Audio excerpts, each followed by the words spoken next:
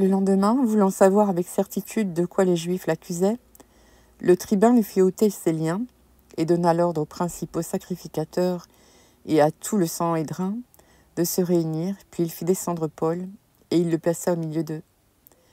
Paul, les regards fixés sur le Sanhédrin, dit « Homme frère, c'est en toute bonne conscience que je me suis conduit jusqu'à ce jour devant Dieu. » Le souverain sacrificateur Ananias ordonna à ceux qui étaient près de lui de le frapper sur la bouche.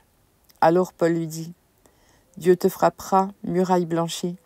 Tu es assis pour me juger selon la loi, et tu violes la loi, en ordonnant qu'on me frappe. » Ceux qui étaient près de lui dirent « Tu insultes le souverain sacrificateur de Dieu. » Et Paul dit « Je ne savais pas, frère, que c'était le souverain sacrificateur, car il est écrit « Tu ne parleras pas mal du chef de ton peuple. » Paul, sachant qu'une partie de l'assemblée était composée de Sadducéens et l'autre de pharisiens, s'écria dans le Sanhédrin « Homme frère, je suis pharisien, fils de pharisien. C'est à cause de l'espérance et de la résurrection des morts que je suis mis en jugement. » Quand il eut dit cela, il s'éleva une discussion entre les pharisiens et les sadducéens, et l'assemblée se divisa.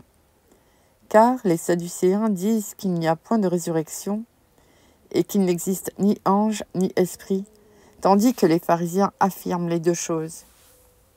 Il y eut une grande clameur, et quelques scribes du parti des pharisiens, s'étant levés, engagèrent un vif débat et dirent « Nous ne trouvons aucun mal en cet homme. Peut-être un esprit ou un ange lui a-t-il parlé ?»